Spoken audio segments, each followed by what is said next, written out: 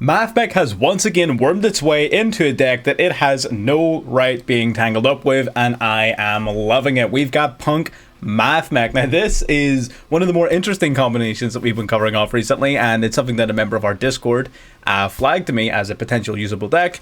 I picked up their list that they sent me, and I haven't even modified it. This deck is honestly ridiculously good. It is so fun. It's excellent at breaking boards because you've got the Mathmech cards that can just combo off like crazy. The Punk cards also just combo off like crazy. It can sometimes feel a little bit weak to certain hand traps, like specifically Imperm hurts this deck a lot. But honestly, just the board breaking it can do, how well it plays through interruptions, and the absolutely disgusting boards it can set up is unreal. So I had to show it off. We're going to go through a few replays. This first replay in particular, oh my god, there was audible depression on the other side of that internet connection. I feel bad. I would feel bad if they weren't playing the deck they were playing, but we'll get to that in a minute. But either way, we're going to be doing a card for card deck profile at the end of the video, so stick around for that. But do watch the gameplay because you're going to need to understand how the deck works to at least some extent before you just try picking up a list and start playing. So do pay attention to the gameplay and then watch the deck profile at the end of the video. But yeah, without any further ado, if you're new to the channel, subscribe if you want to see anything more like this. You want to see our deck profiles, our live streams, our tournament coverage, anything that we do. Subscribe if you want to see more of it. Like the video if you enjoy. Let's get into the games. Alright, getting into game one, this hand, even at a glance, I'm sure you can look at this hand and think that this hand is absolutely disgusting, and it is, right? This is not going to be a fair representation of every single game playing this deck, but this is more so showing off the ceiling, and I couldn't not show this game off, man. This game was incredible. We're going to start off with Ogre Dance. Ogre Dance is basically going to grab us Zeoman. Zeoman's the primary starter for the Punk engine, of course. You really want to be getting access to your Zeoman early. And Circular, of course, is the starter for your Mathmech section. Luckily, our opponent didn't have any hand traps, so we can just go to town. Summon Zeoman. What you do differently in this version of the deck, rather than other versions, is off of your Foxy Tune, you want to go Sharkusai. Sharkusai then fuse into the Rising Carp. Even if you don't have to do this, you want to do this to tribute it off, to summon out one of your other level 3 Punk monsters, because you can either search for the field spell off of this guy, or you can summon Madame Spider and search for the trap card. So by going in the Rising Carp, you then get an additional search out of that Synchro Summon, while still setting up your Deer Note play. So Wagon then is going to grab us the field spell, activate the field spell before going into Punk Jam Dragon Drive. This card's really good in this version of the deck. Chain Link 1 activating to search our deck for a level 3 Psychic monster. Deer Note activating Chain Link 2 to bring back the Sharkusai. So this guy is essentially an interruption, because during our opponent's turn, he can quick play Synchro Summon by paying 600 life points. That's not only going to draw us an extra card, but it's also going to allow us to go into the Jam Dragon, which on summon bounces a bunch of monsters back to hand. So he's an interruption. We're also able to use the Jam Dragon to search for Madame Spider, draw a card off the field spell. Madame Spider then gets special summoned by the field spell, paying 600, searching a trap, and drawing another card off the field spell. Pot of Greed right there, drawing the call by. Now we're going to go Circular, summoning Circular, sending the Sigma, summoning out the Sigma. Now we're going to use Circular to search our deck for Super Factorial. Now you exceed summoning these two off into Alimbertion. Alimbertion on summon, going to search our deck for Diameter. That is our third Mathmech. That is the missing piece of the puzzle. We're going to use this to tribute off the Madame Spider, summon out Diameter, bring out the Splash Mage. Splash Mage then activates to bring back the any one of your Cybers. It really doesn't matter. To go into the Heat Soul. Heat Soul pays 1,000, draws a card, and that marks turn set 4. So what do we have right here? So during our opponent's turn, we'll be able to draw an additional card, which is nice. We have Sharkusai, which will be able to bounce up to 4 monsters on our opponent's field back to their hand. So the Amazing Dragon will on summon bounce cards from your opponent's field back to the hand for every level 3 Psychic monster with a different name in your grave. We have Sharkusai, we have Zeoman, we have Wagon, and we have Madame Spider. So actually no, we banished Zeoman, so we have 3, but it could have been 4. We have Super Factorial, which is insane. This will summon out Laplation, which will snipe a card out of your opponent's field, spell and trap card, a monster, spell a trap, as well as a card out of the hand, removing 3 cards from your opponent, as well as acting as an Omni Negate because of the Diameter. You've got Imperm for a negate, the Danger Gabu, which is another negate, and then you've also got Called by the Grave and Gamma should we need to fall back on it, but obviously we can't use this as long as we control monsters.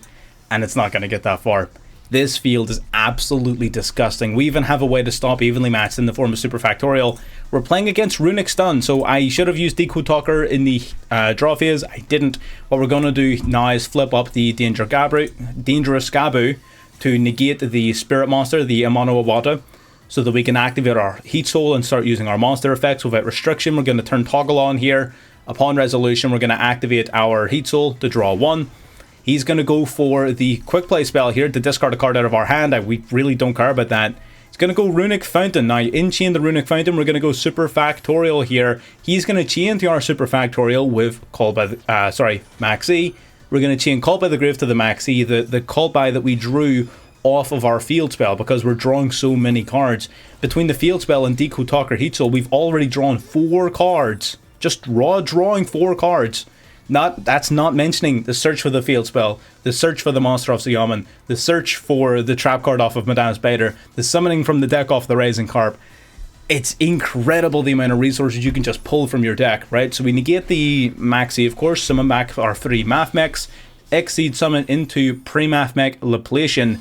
Laplacian then on summon will activate detaching 3 materials to get rid of an opponent's monster, a spell or trap, and a card in their hand. They're going to try negating us.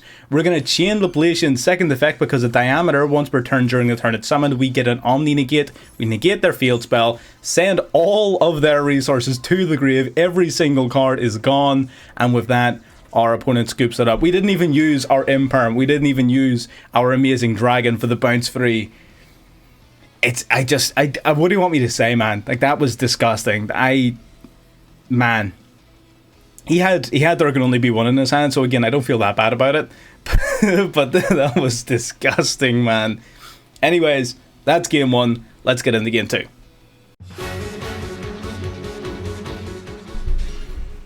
Alright, getting into game 2 now. This was actually my first game playing the deck, so it was. So they're going to go Swamp Frog, we're going to chain Maxi. They're going to have Ash Blossom, because of course they are. They're Sprite.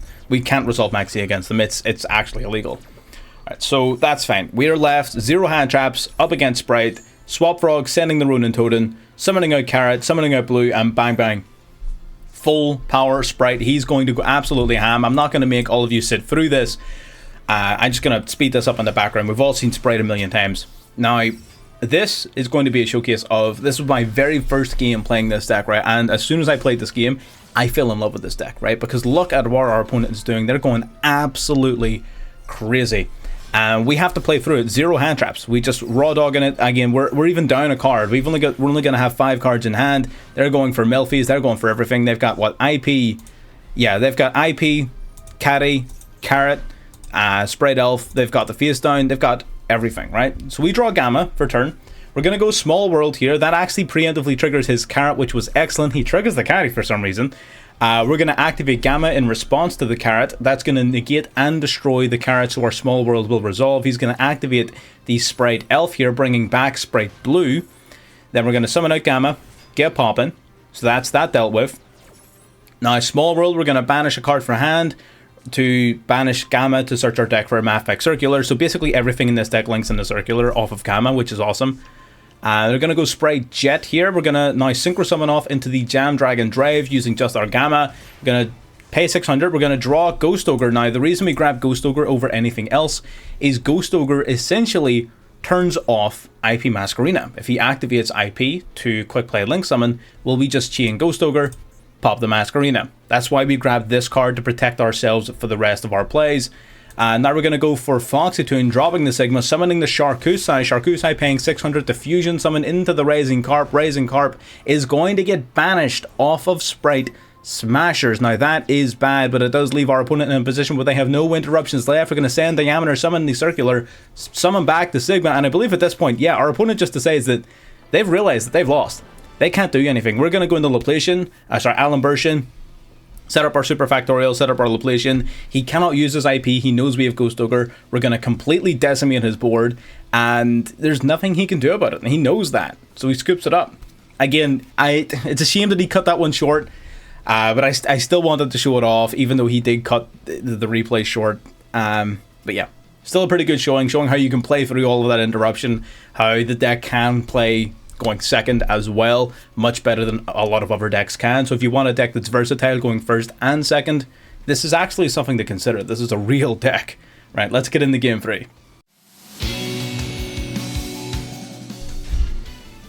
Alright, game 3 here, starting off with double Small World and Cyframe Driver in hand. Not exactly the most stellar of hands. They do hit our Small World with an Ash Blossom here. Now, we actually decided, you know what, that's okay. We can play without this, and I don't want to run the risk of having Max C. We're going to go Ogre Dance here. He's going to chain Max C. We made the right call, and we decided that we can play through the Ash Blossom.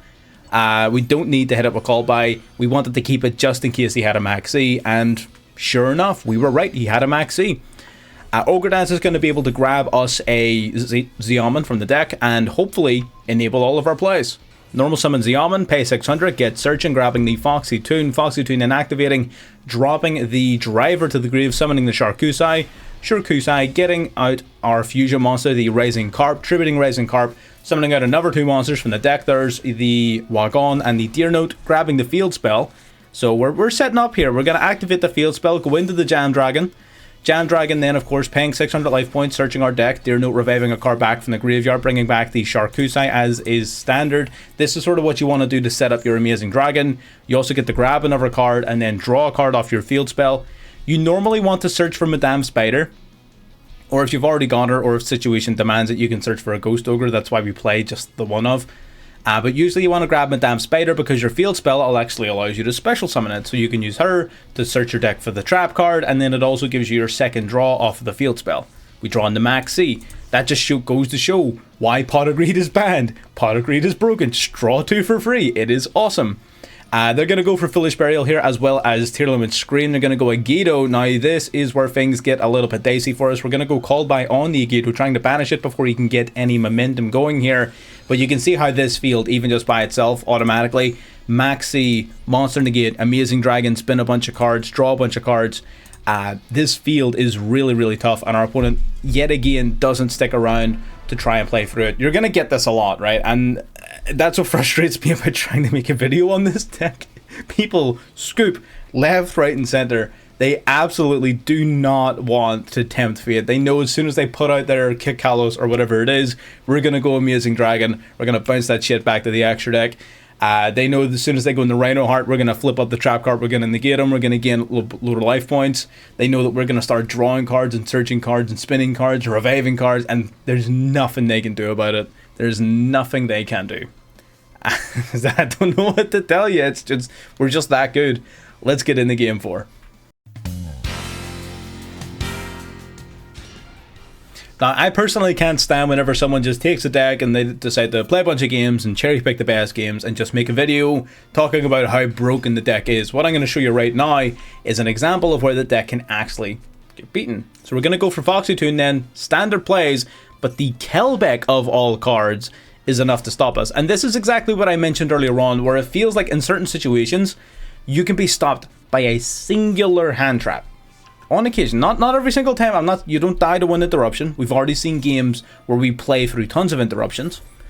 But on occasion, whenever you're limited in your options and you're just going into your Xiamen line, it feels like just a single imperm kills you, right? Bystial's very easily able to disrupt your Mathmech line as well. This guy's popping off. He sort of knows that he can game like crazy this turn. He's going ham. Gonna go into the Punisher here. He did half his life points, so that means his Punisher's gonna be Mahusiv. He's gonna go. We're gonna summon Gamma to try and defend ourselves, but regained, bringing back the Bystial Drissworm as well as Super Poly, fusing away our monsters in the Garura. There was zero chance of us surviving this turn. But I did want to show that off at least, because it shows off some of the biggest counters. There were certain situations whenever you're limited to just your punk line where one imperm will be enough to stop you, right? With the Mathmech engine, Bystials will eat the Mathmech engine alive. So they definitely have their counters, they definitely have their weaknesses, so do bear that in mind. This is not like a cure all eels for ranked ladder, right? That's not what I'm trying to sell it as. But what it is a hell of a cool way to play Punk and Mathmech if you're a fan of either or both strategies, which I am. Let's get into the deck profile. Alrighty, here is the deck profile. love this deck, right? This deck is a ton of fun. I just love Punk, right? I think Punk brings the best out of a whole bunch of decks that we haven't even experimented with. Like, between Mathmech and Sword Souls and Thunder Dragons and Buster Blader, there's all of these decks that you just don't think it would mix with, that it just does. And it works, and we don't know why, but it just keeps happening, man. But here we are. So we're going to break this deck down. We're going to talk about it piecemeal here, starting off with the auxiliary cards, the hand traps, because there's quite a number of them in here, and you can afford to play quite a few. We've got the Gamma package, of course. You've got the double Gamma single driver. You've got the Max C, 3 of. We run 1 Ghost Ogre and Snow Rabbit. It's decent in some matchups. You know, it's decent against tier. You can pop their Scream, you can pop their Sulyik, their Field Spell. It's decent against Sprite. You can pop their Gigantic. It definitely has its uses. It's not the most powerful hand trap in the world right now, but it is somewhat good, and you can search it out of your deck directly from the Jam Dragon. So on occasion, it will be the difference between winning and losing, so I would rather have it in my deck than not have it. We run the Anti-Max C package, which is the triple Ash, double call by, and single cross-hit designator that I think any deck that has monsters in it should be running. You just can't. I mean, Maxi is broken. I keep talking about it. You can't let this card resolve. Then we got the double Imperm. So we're running a total of 1, 2. Oh, didn't mean to take it out. There's 6, 7, 8, 9, 10, 11, 12, 13, 14, 15 auxiliary interruptions. 15 cards that you can do whatever you want with. Right? That's 15 flex spots. I put a bunch of hand traps in. You can do whatever you want. I'm going to remove them from the deck for now so that we can get a better look at what it is we're actually talking about. Even Small World, I would kind of consider a flex spot, to be honest. It's pretty dope, though. I definitely would recommend playing it. And we're also going to remove Transcode because this guy's not nearly as good as I thought he was when I had initially built the deck. But let's get to that in a minute. Let's talk about the main deck first of all. So the Punk package. So we're playing, obviously this is more of a Punk heavy deck compared to some of our other decks where we're just playing like small Punk engine. This is an actual Punk deck, right? And because of that, we're playing all of these small Punk monsters. We're playing Xiamen, Madame Spider, Wagon, and Sharkusai. All of these are 1-ofs except for your Xiamen, which you run 3 of, and they all do very simple things. Xiamen searches for a monster. Madame Spider searches for a trap. Wagon searches for a spell. Very straightforward. Sharkusai is the odd one out. He has an ignition effect during your turn that will allow you to fusion summon for a Punk monster, and during your opponent's turn you can pay 600 to immediately synchro summon. So he's sort of like the wild card, and he's the one that sets up your amazing dragon plays. But that's the sort of small package. Then we've got the Deer Note, our level 5. Deer Note, when sent from the field to the graveyard, will resurrect another Punk monster from the grave. Usually whenever you're doing your combo, you're going to be synchroing off your you're either going to have this guy in the graveyard already, or you're going to synchro this guy off into your Jam Dragon. And then Deer Note will basically bring this guy back to facilitate your amazing dragon play during your opponent's turn. You saw it in the gameplay. I'm not going to patronize you. If you watched the gameplay, you already saw that combo. But yeah, it's pretty straightforward. Wagon, of course, searching the field spell. Madame Spider searching the trap. All as well. You've got Foxy Tune then. Foxy Tune will discard itself, as well as another card in your hand to special summon from your deck any of your Punk monsters. This is the main way of getting into Deer Note, and that's why you run 3 copies of Xiamen. Xiamen being able to search for Foxy Tune really does set up the rest of your deck quite nicely. It allows you to just summon out the missing piece, but like 99% of the time, you're summoning Deer Note, right? Then we've got Ogre Dance. Ogre Dance will discard just itself to search your deck for any other Punk monster, so long as it's not a level 8. So that will search your deck for your Xiamen, which you can then normal summon. It will search your deck for a Madame Spider, whatever it is. If you already have the field spell in play, you can special summon extra monsters.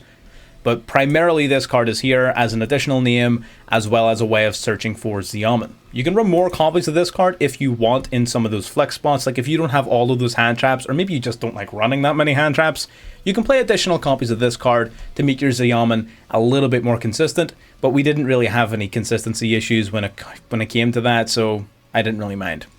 That you can though, it's up to you. Oh, didn't mean to press that. All right, so now we've got the Punk Jam Extreme session. This is one of the newer sort of support cards. This card's incredible, right? Searchable off of Wagon. Basically, up to twice per turn, if you pay life points to activate a psychic monster's effect, you can draw. So it's a pot of greed every single turn. And that is incredible because all of your punk monsters, all of your low level punk monsters, as well as your Jam Dragon, all pay 600 life points to use their effects. Even the Psychic Gen Punisher pays life points to use its effects. All of those trigger your Extreme Session, so it's just a free draw to every single turn. And I can't understate the importance of Pot of Greed in a deck that plays 15 hand traps, right? It's free interruptions, baby. Like, what do you want? You know what I mean? Like, how many, like, even watch the replays, like, us just drawing Maxi off of this thing, us drawing into Imperm, into Ash Blossom, into Cult Buy off of this. It's hard to beat. It really is. This card is incredible. Plus, it even has an effect that lets you special summon a punk from hand by banishing a punk from grave. You saw it in the gameplay as well, where we were searching our deck for Madame Spider off of our Jam Dragon, then using the field spell to special summon it in order to get our trap search as well as our another draw, right? So the synergy, it's just absolutely incredible. So that absolutely mandatory. At least one of. I played 2 of it because I just love it that much, but you can get away with 1. You don't need 2. You got Emergency Teleport. Emergency Teleport will special summon any level 3 or lower psychic monster from your hand or deck. This card is even more versatile in this version of the deck because, of course, you have more level 3 psychic monsters. So more options equals more versatility. That's sort of what the word means. Emergency Teleport, absolutely broken. Bring E-Telly back to 3, Konami. What are you doing? Why is this card limited to 2? Give me 3 E-Telly. Let me play my punks in peace. We've got, lastly then, to finish off the punk package for the main deck, the trap card, the Yori Punk Dangerous Gabu. Now this is basically just a searchable imperm, right? You target an effect monster, they get its effect, and if you happen to control a punk, you can gain life points equal to that monster's attack points. That's not even really a good thing, to be honest. You kind of don't want to gain the life points. You'd rather be low for your Psychic Gen Punisher, but that was very rarely a concern, to be honest. Yeah, this card's pretty awesome. You just search it off Madame Spider. Why would you not want a searchable monster in the game? It's just searchable imperm. Just get it. Just take it. Why wouldn't you?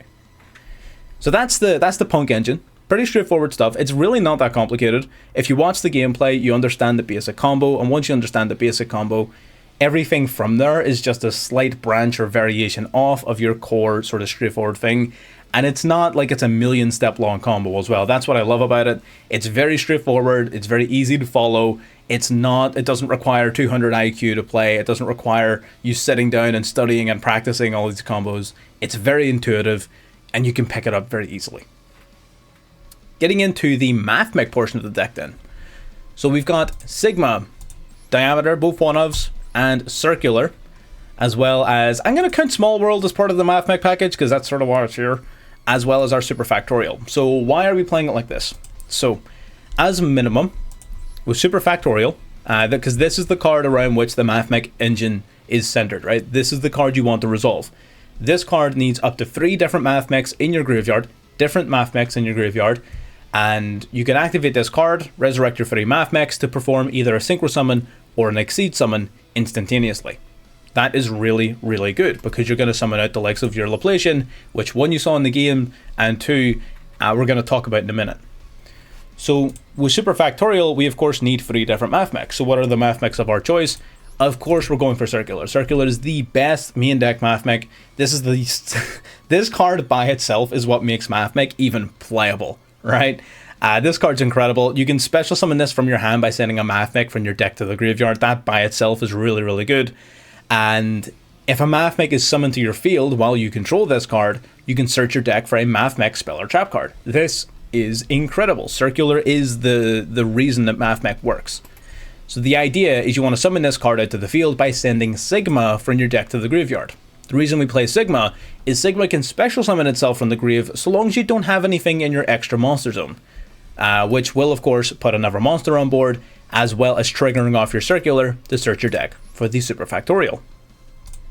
So now you've got 2 level 4 Mathmechs in play. Well, how do you get the 3rd? Where does Diameter come from? Well, if you're paying attention to game number 1, what you'll do is you'll use Circular and Sigma for an Exceed Summon into your Alimbertion. Alimbertion will use its effect to search your deck for your Diameter, adding it to your hand, and it can then use its second effect to tribute a monster in the field to summon the Diameter to the field. Then you just link off your Alimbertion and your Diameter into any other monster, like a Splash Mage, but we'll get to that. and bang, there you go. There's 3 different Mathmechs in the grave. Now, why Diameter in particular over any other Mathmech? Well, this guy has another effect where if he's used as material for a synchro or exceed summon of a Mathmech monster, until the end of the turn that monster is summoned, it gains an additional effect that basically allows it to negate the activation of any of your opponent's cards. So not only do you get to summon a Laplacian and get to use its full effect, your Laplacian also has an Omni Negate on top of everything else because of the Diameter. Anyone who's played Mathmech before knows all of that, but anyone who's new to Mathmech, that's basically how the strategy works. Then you got Small World. Small World is kind of part of the Mathmech engine. It basically just lets you tag any card out, any card in your deck. You can tag it out in the circular, right? Because they all link through Gamma. The way Small World works is you want to banish a card from your hand, banish a card from your deck that then has one attribute in common with that card. Its type, attribute, level, attack, or defense. One of those things in common. And then you banish that monster to summon, to search your deck for another card that has another one of those things in common, but only one. So generally speaking, you can banish virtually all of your deck to go for Gamma, to reveal Gamma in your deck.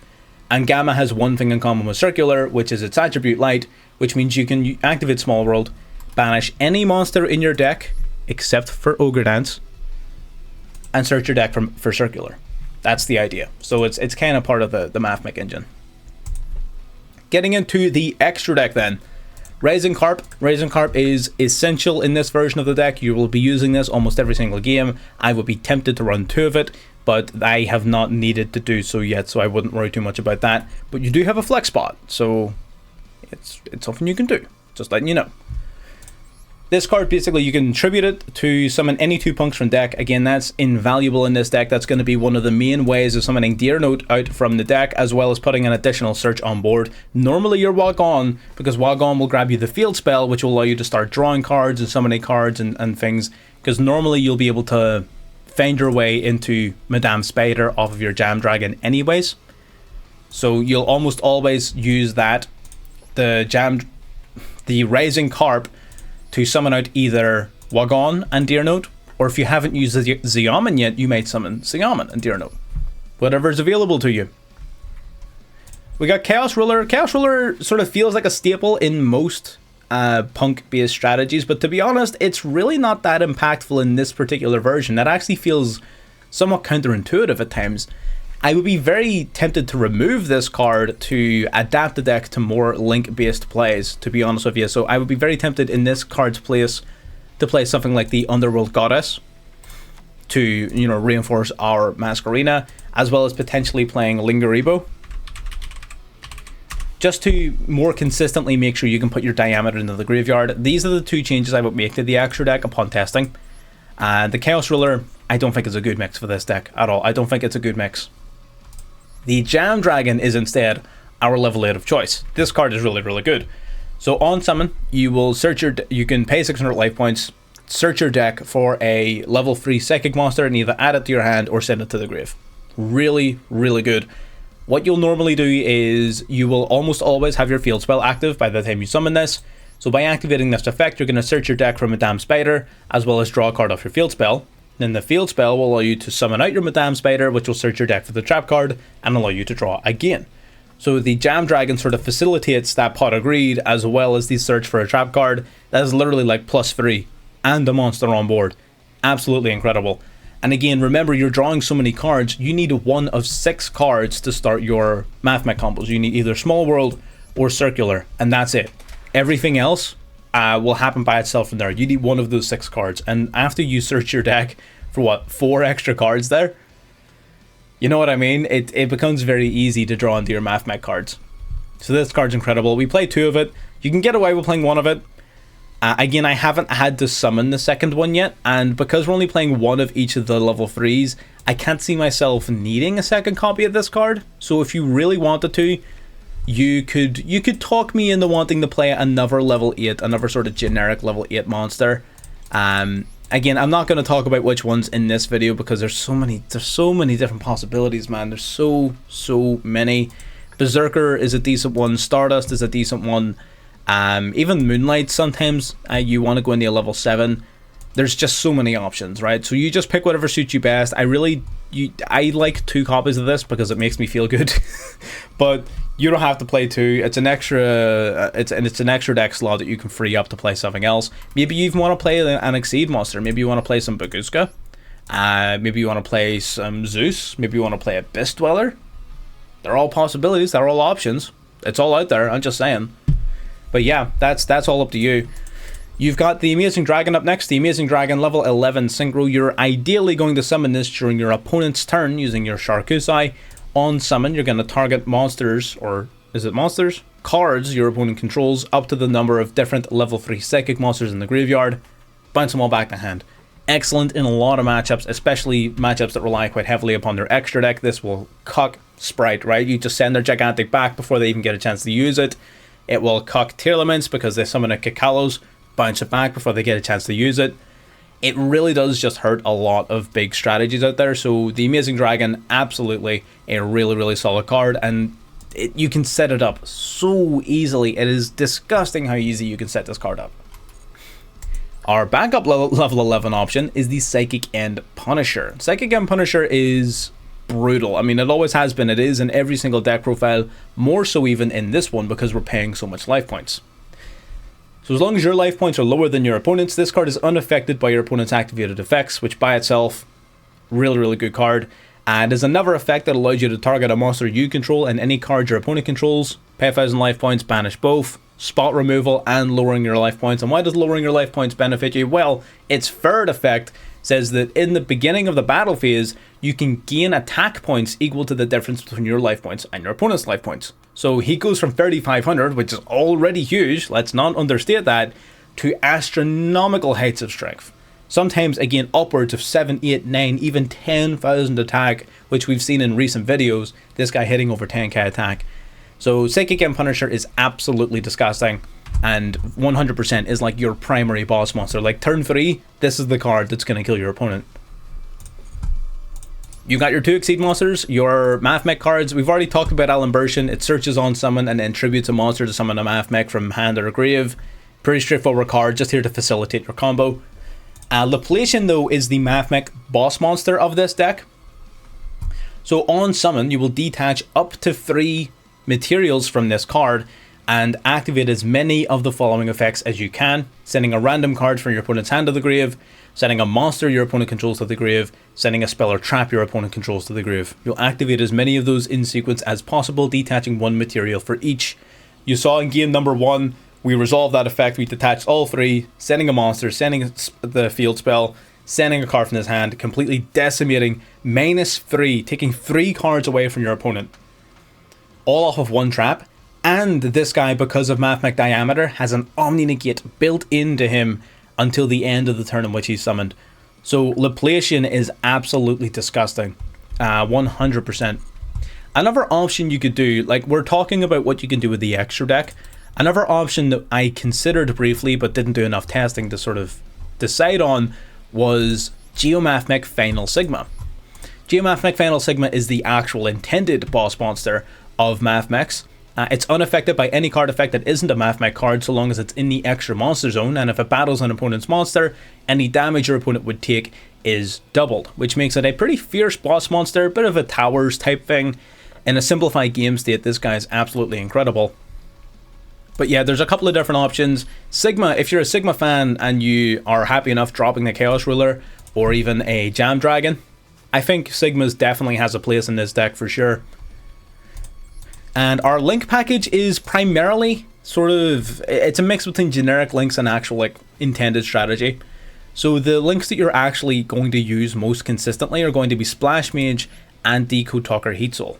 So the reason being, if you were to tribute another monster off of your Alimbertion effect to summon at your Diameter, let's say you're at that part of the Mathmech combo, well, you've got two monsters on field and you need to put them both into the graveyard. Well, how are you going to do that and get value out of it?